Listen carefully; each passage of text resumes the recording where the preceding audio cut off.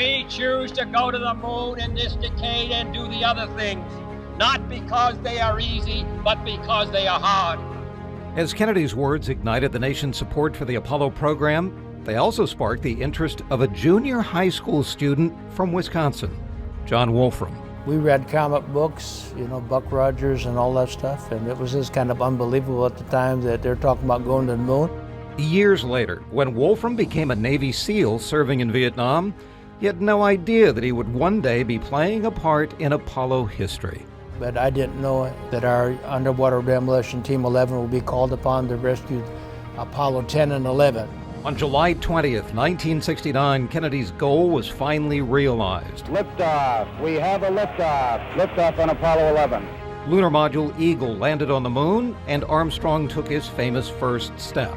It's one small step for man, one giant leap for mankind. Position 1330. But then, 4 days later, Apollo 11 splashed down in the North Pacific Ocean, 900 miles southwest of Hawaii. The USS Hornet, the primary recovery ship, was en route as a Sikorsky Sea King helicopter carried Wolfram and his team to the capsule. 11 Hornet, copy. It was a moment that Wolfram remembers like it was yesterday. I'm standing in the door. I know history is about to happen. The world is watching. I feel my heart pounding. I'm excited as can be to be the first guy in the water. I realize that my job is to stabilize it, and I jump in the water, swim up, and do my job, and I guess the rest is history. Armstrong was the first man on the moon, and Wolfram was the first human the astronauts saw back on Earth. I swam up. I looked in the hatch window to see if the astronauts were okay. They gave me a thumbs up. I relayed it to a helicopter that was above. They had a NASA doctor. And with the whole world watching, Wolfram was dressed to make an impression. We had these flower decals, and it was kind of a statement during the 1960s, during a very controversial war in Vietnam.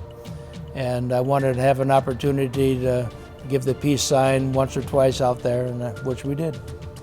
After the capsule was stabilized, biological isolation suits were brought to the astronauts as a safeguard against potentially harmful moon bugs.